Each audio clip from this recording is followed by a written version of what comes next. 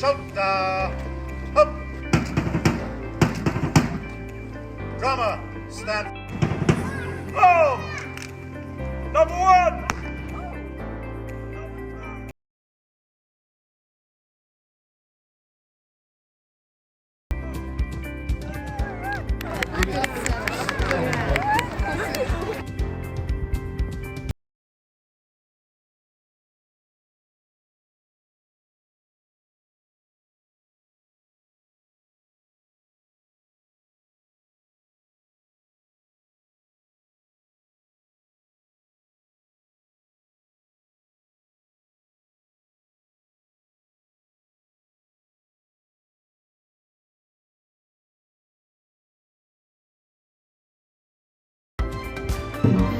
Your imagination can take over, and fortune is never where you expect to find it. Who would ever have thought I would come here to find mine, so far away from home? I was born in Canton, in the Sea Yap area, the first son of a prosperous merchant. He was the headman of our village. When father heard the stories of New Gold Mountain, he took it as a sign that great fortune was just at hand. He went to the Quan-Gong temple to worship his ancestors and ask for guidance. And after consulting the fortune sticks, could scarcely believe his luck.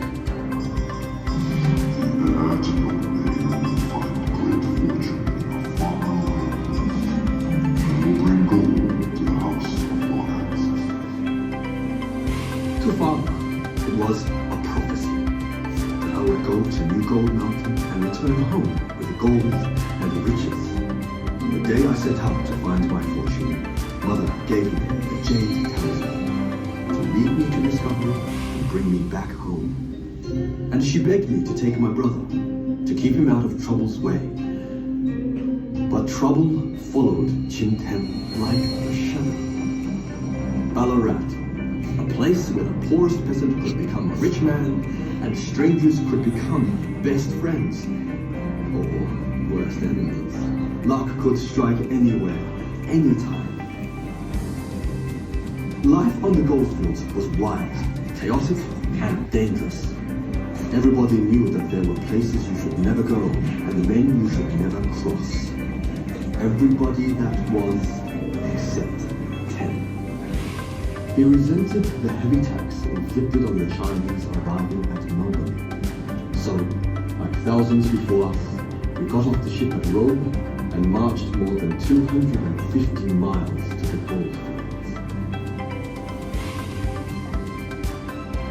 We arrived exhausted 3 weeks later. But the stories were true. The rivers really did glitter with gold dust, although everyone knew the real fortunes were hidden deep underground. Such mining needed heavy equipment and lots of money, much more than we had. So we became tributors to a mine, slaving down here in the dark for a small share of whatever we found. And we found a lot. In fact, one of Ballarat's richest mines, the Warhol Canton mine, was operated by a group of Chinese a few hundred yards behind you. Oh yes, there was gold here, all right. But it didn't come easy. The air was thin and stale. The dust stuck to your room. So much noise and excitement.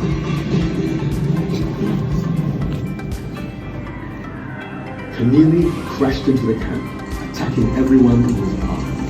Men rushed from all around. No one knew who was fighting or why, and no one really cared. There was screaming and yelling. We escaped arrest, but Tem had been badly injured. His body was bruised, his ribs broken, his pride crushed. Tem and I returned to the mine, but he struggled, and the pain was more than he could bear. But I knew the sooner I found my fortune, the sooner I could take my brother home. I had to believe Father's prophecy. We had to keep trying. And then, one night, it happened. We prepared a section of war for blast. Tem lit the fuse.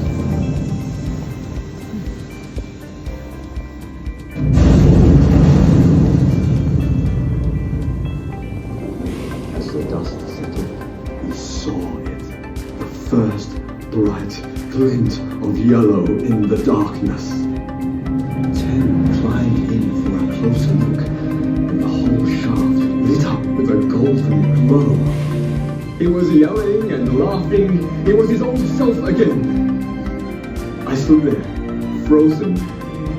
It had all been worth it. We were finally at our journey's end. Tim ran to me, his face shining. We danced and sang like children. That's when I saw the jade talisman lying at my feet, in pieces. What did it mean? I didn't have to wait long to find out. By the time we heard the sound of the timbers, it was too late.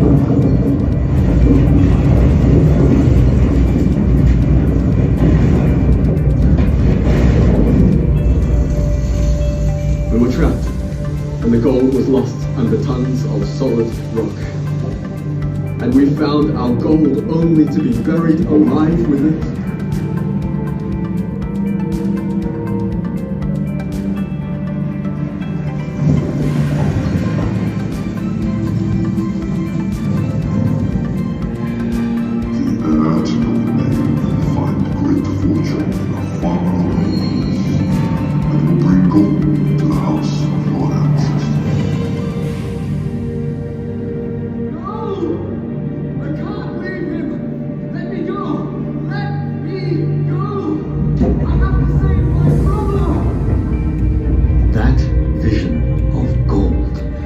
Thought that it was still down there. How could I turn my back on